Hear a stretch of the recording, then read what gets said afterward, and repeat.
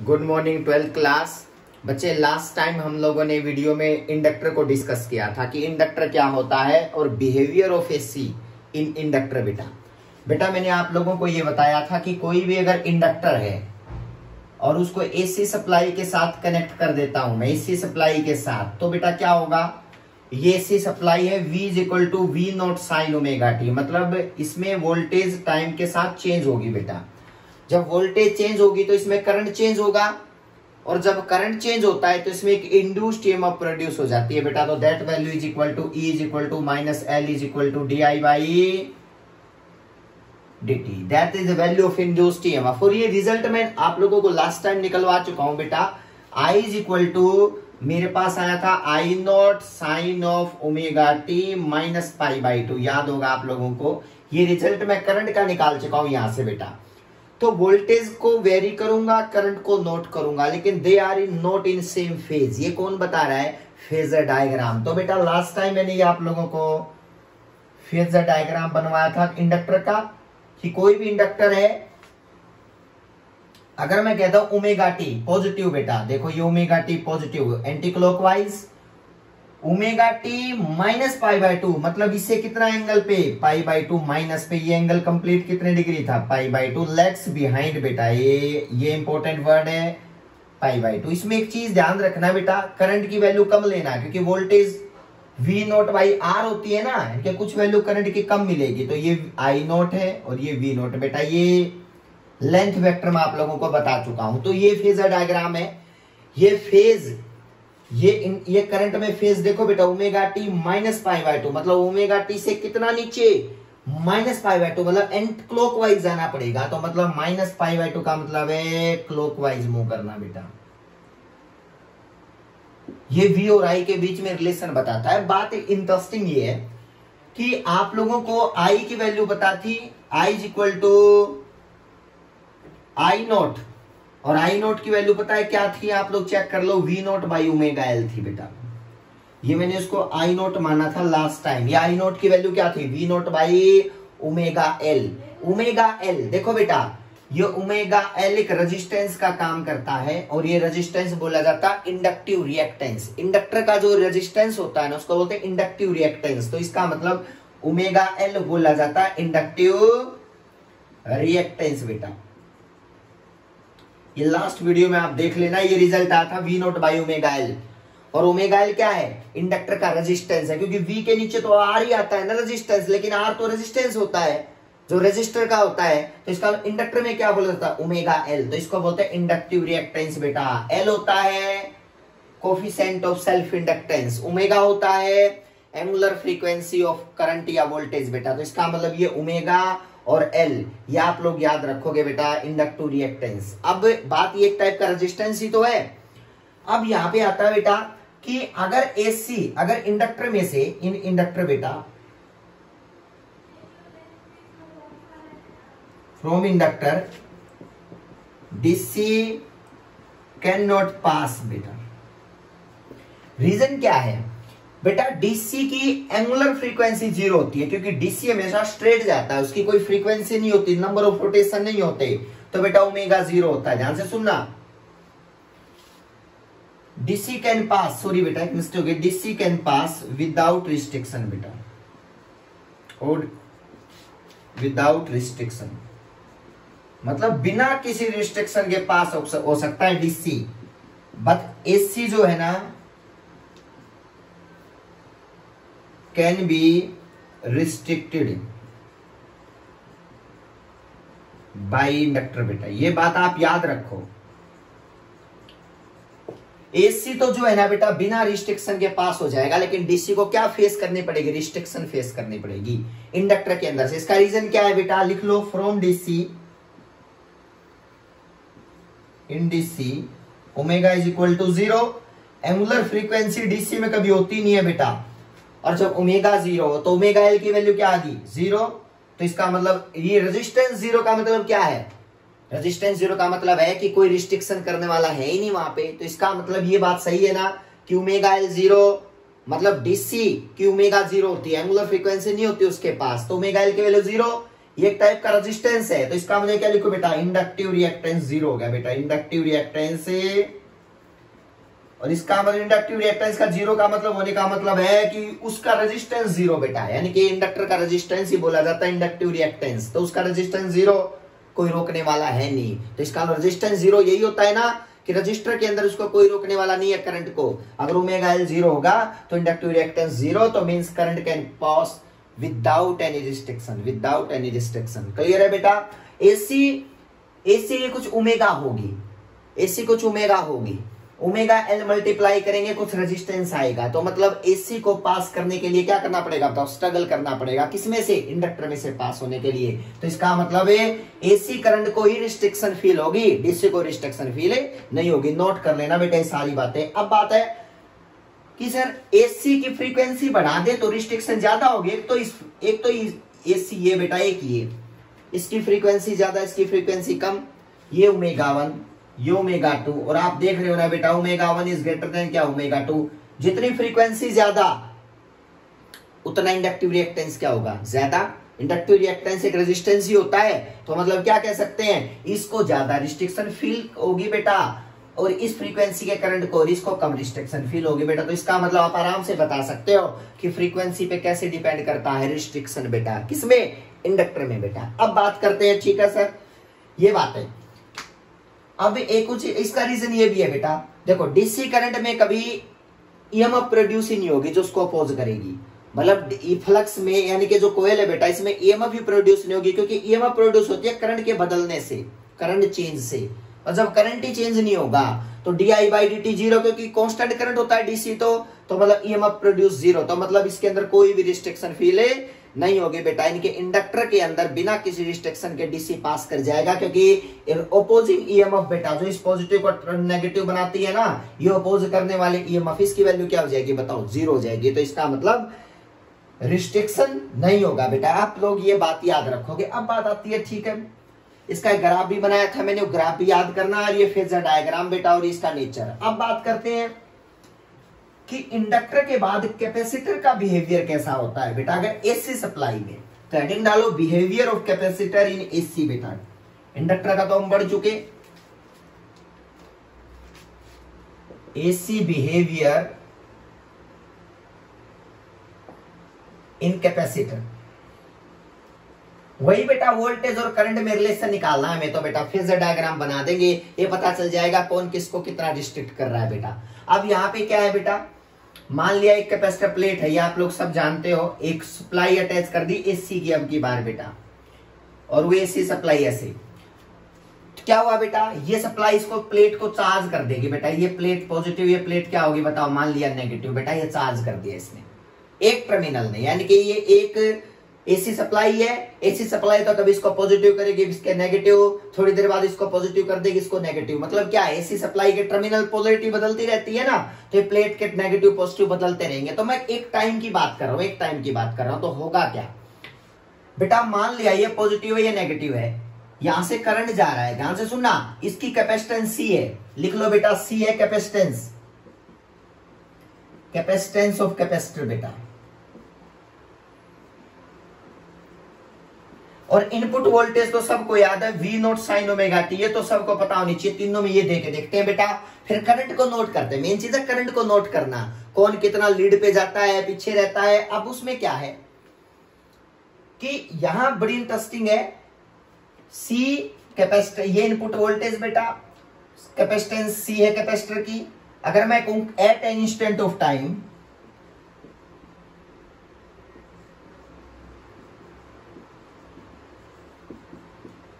किसी टाइम पे मान लिया बेटा इसने इसको क्यू चार्ज दे दिया बेटा, Q charge is supply by the battery, मान लिया बेटा।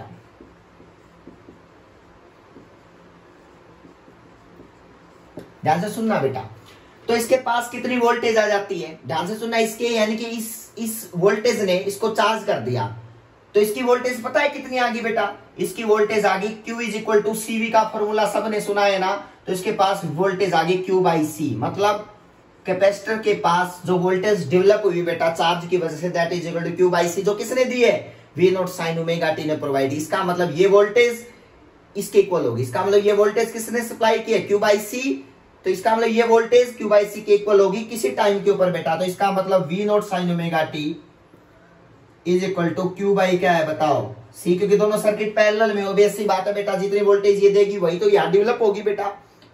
अब बात आती है कि ठीक है सर ये इनपुट वोल्टेज इसको क्यू बाई सी, इसको वोल्टेज देगी क्यू बाई सी बेटा।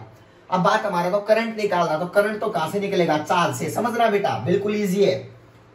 करंट के साथ रिलेशन देखना है हमें और कुछ नहीं करना बेटा। ये आगे ओमेगा टी, ये इक्वेशन नंबर 1 बन गई। देखो बेटा इस इक्वेशन का मैंने मुझे करंट निकालना है, इनपुट तो वोल्टेज है, करंट मिलेगा, तो इसको मैं differentiation with respect to time, तो लिख लो डिफरेंशिएट। करंट तो तभी निकल सकता है विथ रिस्पेक्ट टू टाइम, तो यहां बन गया बेटा D Q by D T. ध्यान से देखना सी वी नॉट बेटा, साइन का कोस ओमेगा मल्टीप्लाई आगे, ये चेक कर लेना बेटा, कोस ओमेगा टी साइन का कोस होता है। अब बात आती है D Q by D T क्या होता है बताओ, करंट। तो यार करंट की वैल्यू क्या आ जाती है बेटा बताओ, आई इज इक्वल टू, अब बात आती है वी नोट बाई बेटा ओमेगा सी मल्टीप्लाई है ना, इसके 1 बाई ओमेगा सी कर दूं, चाहे मल्टीप्लाई करके देख लो बेटा सेम ही आएगा, कोस ओमेगा टी। आओ फेज मिलाते हैं, देखना बेटा फेज में है नहीं है, क्या प्रॉब्लम है, लास्ट वीडियो में देखना फेज क्या हो।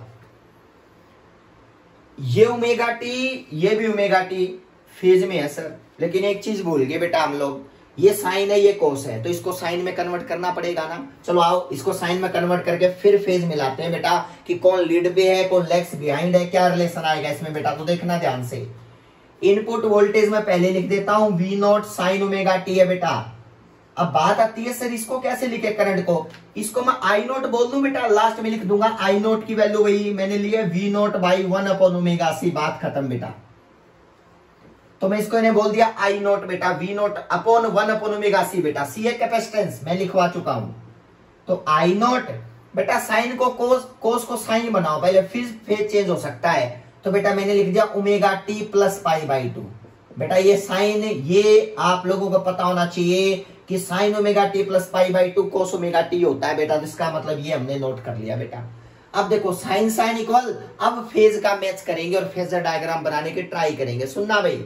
अब आई नोट की वैल्यू क्या ये है, अब आई और वी में ये देखेंगे क्या रिलेशन आता है निकल के बेटा, ये दोनों का फेज अगर मैं फेजर डायग्राम बनाऊं तो देखो बेटा क्या रिजल्ट निकल के आएगा। ये फेजर डायग्राम बेटा, मान लिया किसी टाइम पे वोल्टेज ओमेगा टी, देखो बेटा ओमेगा टी वोल्टेज, तो ये ओमेगा टी एंगल बना रही है बेटा यहाँ पे वी नॉट। अब बात है आई नोट तो होगा तो कम ही ना, आई नोट होगा कम बेटा, इसका मतलब I naught pi by 2 omega t से पाई बाई 2 प्लस, मतलब एंटी क्लॉकवाइज, प्लस मतलब एंटी, इसका मतलब यहां से पाई बाई 2 ये वाला बेटा है, यहाँ पे आई नोट की पीक तो कम ही आई ना बेटा, क्योंकि आई नोट वी नोट के कुछ डिवाइड में है, तो इसका मतलब ये आई नोट, और ये फेज कितना बना बताओ पाई बाई 2। आपको ये बात पता होनी चाहिए कि बेटा यहाँ पे ये पाई बाई 2 आगे निकल गया बेटा, कितना आगे निकल गया बताओ, पाई बाई 2 आगे निकल गया बेटा, वी नोट से आई नोट आगे, किसमें बताओ कैपेसिटर के अंदर। तो ये कैपेसिटर के अंदर बड़ी इंटरेस्टिंग चीज क्या है, कौन लेग्स बिहाइंड, यानी कि यहां लिखेंगे बेटा करंट लीड पे है, वोल्टेज क्या है, यानी कि लिखो current lags behind the voltage बेटा, current lags behind, current lags behind the voltage, sorry voltage lags behind बेटा, क्योंकि वोल्टेज पीछे रही है ना, voltage lags behind the current बेटा, करंट बाय फेज एंगल, कितने फेज से पीछे रह रही है बेटा, फेज एंगल पाई बाई 2, ये बात आप याद रखो। इंडक्टर में क्या था, इंडक्टर में था करंट लेग्स बिहाइंड, पीछे रह जाता है by the voltage bye phase angle pi by 2, क्योंकि बेटा देख लो आप इसमें पाई बाई 2 फेजर डायग्राम कहता है एंटी क्लॉकवाइज जाओ अगर पॉजिटिव है तो, इससे ओमेगा टी रेफरेंस से पाई बाई 2 आगे, तो यहीं जाएगा बेटा पाई बाई 2 एंगल। करंट की वैल्यू मैक्सिमम पीक कम लेना बेटा, क्योंकि वी नोट के नीचे कुछ डिवाइड हुआ है, तो वी नोट से तो कम ही मिलेगा बेटा, तो पीक वैल्यू, और ये वी नोट बेटा ये एरो लेंथ वेक्टर है बेटा, आप लोग इस चीज को याद रखोगे, आगे बढ़ो भाई। अब बात आती है सर ऐसा क्यों हुआ, खुद पता लगा लो बेटा, करंट जाएगा तभी जिसको चार्ज करेगा, तो पहले कौन पहुंचा बैटरी के पास, करंट, इसका मतलब करंट पहले पहुंचा तब वोल्टेज डेवलप हुई यहाँ पे बेटा। अगर करंट नहीं जाता तो क्या कैपेसिटर को चार्ज कर देता है ये? नो। तो इसका मतलब इसके अक्रॉस जो वोल्टेज डेवलप हुई है ना वो करंट की वजह से हुई है। तो करंट प्लेट में पहले जाएगा, चार्ज जो है बेटा, फिर उसको चार्ज करना क्या करेगा? स्टार्ट करेगा। तो इसका मतलब करंट लीड पे है, वोल्टेज डेवलप क्या है बताओ? पीछे है। इंडक्टर में सेम ऑपोजिट उल्टा था बिल्कुल बेटा, करंट को अपोज करने के लिए वोल्टेज पहले से ही डेवलप होगी थी बेटा, लेकिन यहाँ ऐसा नहीं है, यहाँ करंट जाएगा तब इसको क्या करेगा बताओ? चार्ज करेगा। तो इसका मतलब यहाँ पहले करंट है फिर वोल्टेज है। तो π/2 का फेज है बेटा, तो फेज डिफरेंस ये आप लोगों को याद रखना होगा बेटा। अब डायग्राम अगर मैं इसका ग्राफिकल डायग्राम बनाऊं तो क्या बनेगा बताओ? इसका ग्राफ बेटा आप आराम से बना सकते हो बेटा। वोल्टेज का तो वही सेम बेटा जो मैं अब तक बनाता है, सेम बेटा V0। अब बात है बेटा V0, अब बात यहां पे आके रुक जाती है कि जब टाइम 0 है तो V0 तो 0 है। लो बेटा इधर टाइम का रिलेशन लगा लो, ये टाइम है।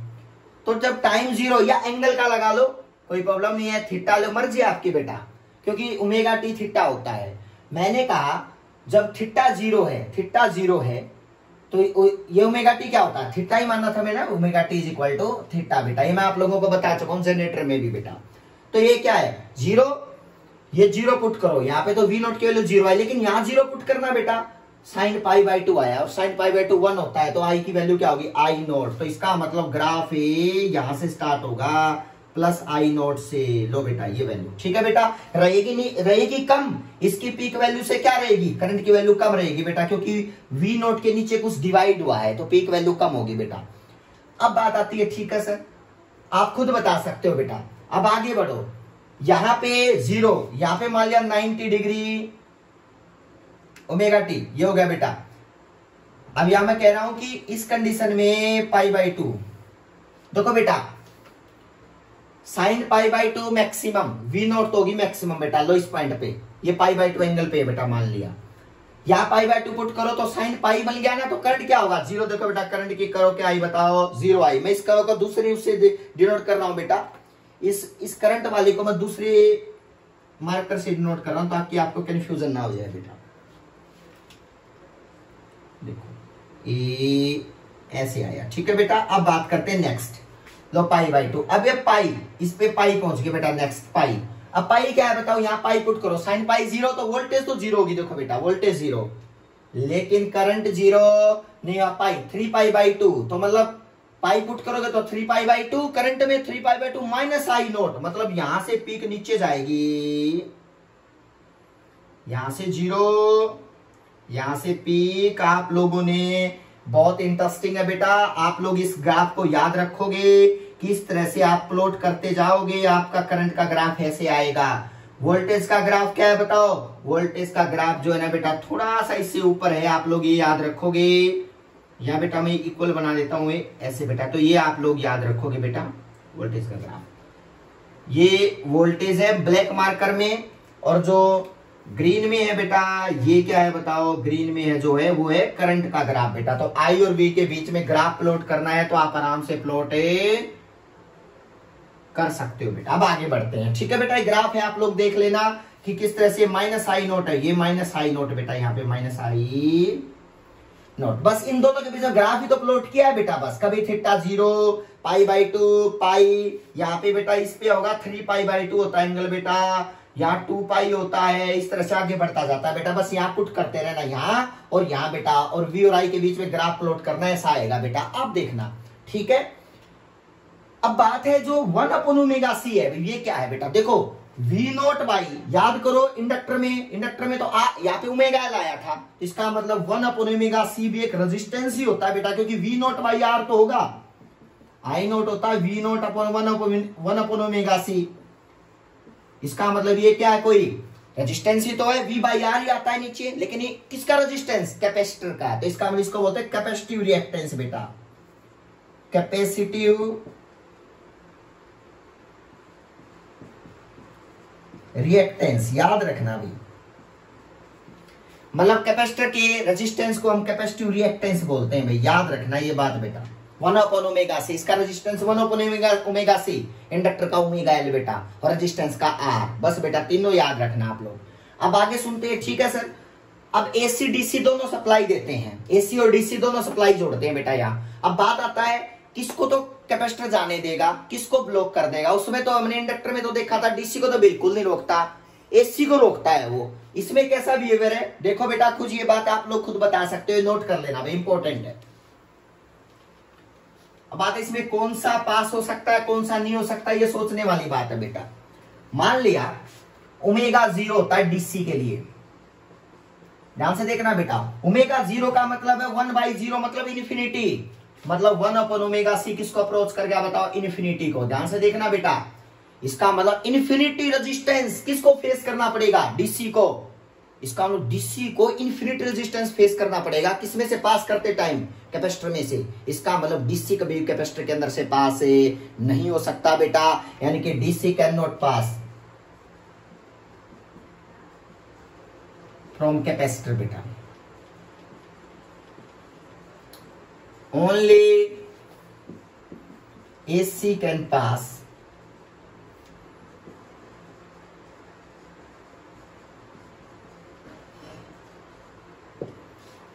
कैपेसिटर। बेटा याद रखना डीसी कभी पास नहीं हो सकता कैपेसिटर में से। रीजन क्या है, डीसी बैटरी को कहते से डीसी पे चार्ज करेगा, या चार्ज दोनों करेंगे, एसी भी करेगा डीसी भी करेगा। लेकिन एक टाइम के बाद डीसी जो होता है ना वो फुल्ली चार्ज कर देगा कैपेसिटर प्लेट को, समझना। मान लिया डीसी सप्लाई जोड़ दी बेटा मैंने, बड़ा इंटरेस्टिंग है बेटा, ये बैटरी जोड़ दी लो, ये इसको फुल्ली चार्ज कर देगी।